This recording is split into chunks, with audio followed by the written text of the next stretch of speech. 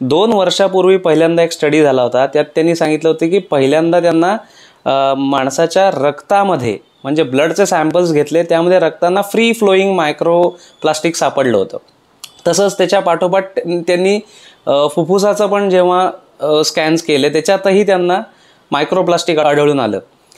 त्यांनी साधारणतः ह्या रिसर्चर्सनी सांगितलं की आपण एका आठवड्यामध्ये जवळपास एक अख्खं क्रेडिट कार्ड तयार होईल इतकं मायक्रोप्लास्टिक आपण श्वसनावाटे घेतोय. जवळपास म्हणजे 52 आठवड्यांचे 52 पत्ते, एक कॅट तयार होईल एवढं मायक्रोप्लास्टिक आपल्या श्वसनावाटे पण आपल्या शरीरामध्ये जात आहे. आज एका खूप वेगळ्या पण महत्त्वाच्या विषयावर बोलणार आहे. न्यू इंग्लंड जर्नल ऑफ मेडिसिनमध्ये मार्च 2024ला एक रिसर्च पेपर पब्लिश झाला आहे. त्यामध्ये त्यांनी सांगितलं की त्यांनी 257 रुग्णांच्या नमुने घेतले. त्यापैकी 150 रुग्णांमध्ये हृदयाची जी रक्तवाहिनी असते, म्हणजे जी हृदयालाच मेन रक्तपुरवठा करते, ज्याच्यामध्ये ब्लॉकेजेस होतात बरोबर, तर त्याच्या ब्लॉकमध्ये जो प्लाक तयार होतो त्या प्लाकमध्ये मायक्रोप्लास्टिक आढळून आलं आहे. की हे मायक्रोप्लास्टिक जे तुम्हाला प्लाक निर्माण करते त्यामुळे तुम्हाला हार्ट अटॅक, स्ट्रोक किंवा अजून असे जिथे जिथे रक्तवाहिन्यांचे आजार असे उत्पन्न होऊ शकतात. तेच जर का फुफ्फुसामध्ये असेल तर अस्थमॅटिक तुम्हाला काही केसेस अशा समोर येऊ शकतात किंवा अस्थमासारखे त्रास होऊ शकतात. किंवा ते परत पुढे तुमच्या पचनक्रियेत असेल, गट बॅक्टेरियामध्ये गेले तर तेही डॅमेज होऊ शकतात. म्हणजे हे काय आहे नक्की मायक्रोप्लास्टिक किंवा नॅनो प्लास्टिक? आता ह्यात तुम्हाला सांगायचं तर जे काय आपण प्लास्टिक रेग्युलर रुटीनमध्ये वापरतो त्याचे बारीक तुकडे जेव्हा होतात, जे आधी छोटे असतात त्याला मॅक्रो म्हणतात, त्याच्याहून छोटे झाले की मायक्रो, त्याच्याहून छोटे झाले की नॅनो, असे ते छोटे छोटे छोटे पार्टिकल होतात. पण हे प्लास्टिक तुम्हाला माहिती असेल कधीही त्याचं विघटन होत नाही किंवा त्याचं पूर्णपणे डिकम्पोज म्हणतो आपण, ते कधीच होत नाही. हे मायक्रोप्लास्टिक किंवा नॅनो प्लास्टिक इतकं भिनलं आहे सगळीकडे, अख्खं पूर्ण मरीन लाईफ त्यांनी हॅम्पर झाली. अक्षरशः आर्क्टिक समुद्र किंवा अंटार्क्टिका सारख्या ठिकाणी पण जिथे बर्फात पण हे मायक्रोप्लास्टिक किंवा नॅनो प्लास्टिकचे कण सापडायला लागलेले आहेत. ते खूप छोटे असतात, ते आपल्या डोळ्यांना दिसू शकत नाही तितके ते छोटे असतात. सी ऑयस्टर म्हणा किंवा शिंपले असतात किंवा छोटे छोटे मासे असतात, त्यांच्या खाण्यामधनं ते पोटात जातात. ते पोटात गेले की त्यांना मोठे मासे खातात. मग फिश तुम्ही खात असाल तर त्याच्यातनं पण तुमच्या पोटात ते जाऊ शकतात. तसंच हे जसं पाणी मी समुद्राबद्दल सांगितलं, सेम स्टोरी गोज विथ हे जे सिवेज आहे ते साध्या आपल्या जमिनींमध्ये ते पाणी मुरतं. ते इतकं मायक्रोप्लास्टिक आहे ते सगळ्या जमिनींमध्ये पण त्याचे सॅम्पल्स मिळतात. की त्यामुळे तुम्ही जे काय झाडं किंवा जी कंदमुळं अशी जे काय खातात त्याच्यातनं सुद्धा कॅपिलरी लेव्हलला ते इतके बारीक असतात की सगळ्यात ते भिनलं आहे अक्षरशः. त्या कारणाने आपल्या ते खाण्यात पण येतं आहे आणि जसे तुम्ही बाहेर फिरताय तसे श्वासोश्वासातनं ते फुफ्फुसात पण जात आहे. ते प्लास्टिक ते काही त्याचं पुढे विघटन होत नाही, त्याच्यावर काही प्रोसेस होत नाही, त्यामुळे ते कुठेतरी ब्लॉक करतं, अडकतं, हा तो डॅमेज निर्माण करतं. पण त्याच्या पुढे जाऊन अजून काय करतात तर प्लास्टिकला जे काय प्रोसेसिंग करायला लागतं, म्हणजे UV प्रोटेक्शनसाठी किंवा कलर आणण्यासाठी किंवा त्याला एक सॉफ्टनिंग येण्यासाठी म्हणून जे काय म्हणून केमिकल ट्रीटमेंट्स त्याला द्यायला लागतात, त्या ट्रीटमेंट्स टॉक्सिक ठरतात. अजूनही शास्त्रज्ञांना त्याचा उलगडा झाला नाही आहे, त्याच्यावर अजून अभ्यास चालला आहे की ह्या टॉक्सिक मटेरियलनी नक्की शरीरात आता अजून काय होतंय.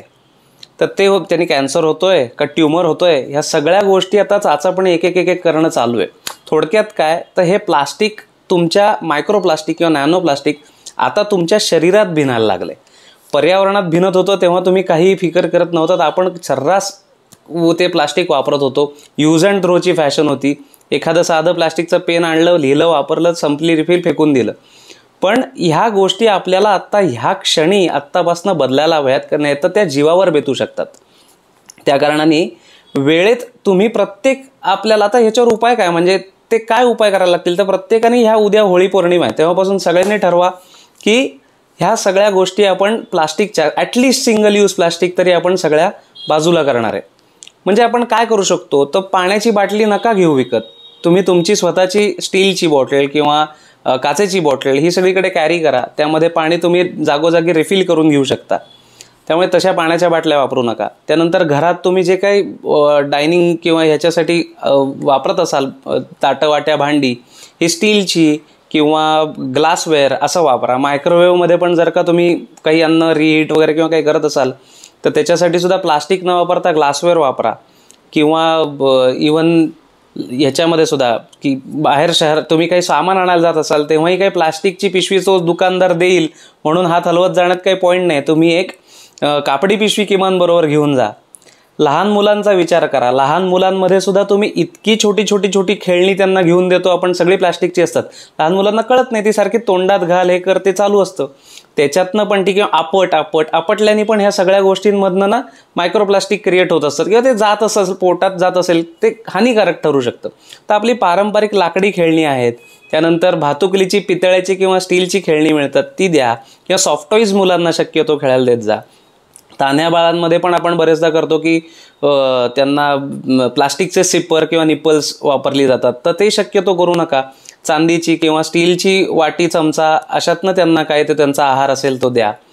अजून एक आपल्याला माहीत नसतं पण टूथपेस्ट असतात ना किंवा स्क्रब्स असतात ना किंवा कुठलेही बरेचसे कॉस्मेटिक जे आयटम असतात, हेल्थ प्रॉडक्ट्स असतात, त्याच्यामध्ये मायक्रो बीड्स वापरतात. मायक्रो बीड्स म्हणजे परत प्लास्टिकचे छोटे छोटे तुकडे पण ते डोळ्यांना दिसतात. म्हणजे त्या छोटे छोटे कपचे त्यामध्ये दिसत असतात. डिटर्जंटमध्ये पण कदाचित तुम्ही पाहिलं असेल. ते का असतात तर त्यांनी घासून निघेल अशासाठी ते त्यात घातलेले असतात की त्याचा फायदा असा होतो की दात घासताना किंवा स्किनला घासताना ते जरा चांगला त्याला स्क्रबिंग ॲक्शन होईल अशासाठी ते वापरलं जातं. ते आपण थुंकून टाकतो पण परत ते फिरत फिरत ड्रेनेजमधनं जात या एक तर जमिनीत नाही तर समुद्रात असं ते पुढे जातच राहतं. आणि हे मायक्रो बीड्स असतात त्याचंच पुढे जाऊन मायक्रोप्लास्टिक किंवा नॅनो प्लास्टिक तयार होत असतं असं समजूयात आपण.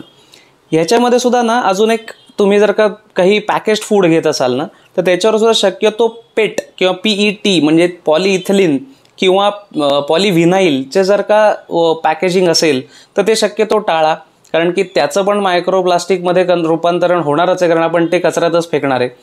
ते असण्यापेक्षा त्यातल्या त्यात मग किमान ॲल्युमिनियम फॉईलमध्ये पॅकेजिंग असलेल्या गोष्टी किमान कमी घातक अशा आपण समजू शकतो. त्यामुळे ह्या आता विषयाला इतकं गांभीर्याने घेणं गरजेचं आहे की हे आता जीवावर बेतू शकतं. पर्यावरण खूप ऱ्हास ऑलरेडी करून झालेला आहे, पण आता हे जीवावर बेतण्याच्या आधी तरी आपण डिसिजन घेतला आणि ह्या प्लास्टिकपासून शक्य तेवढं मुक्त होण्याचा प्रयत्न केला तर नक्की सगळे सुखी राहाल आणि स्वास्थ्य टिकवाल. धन्यवाद.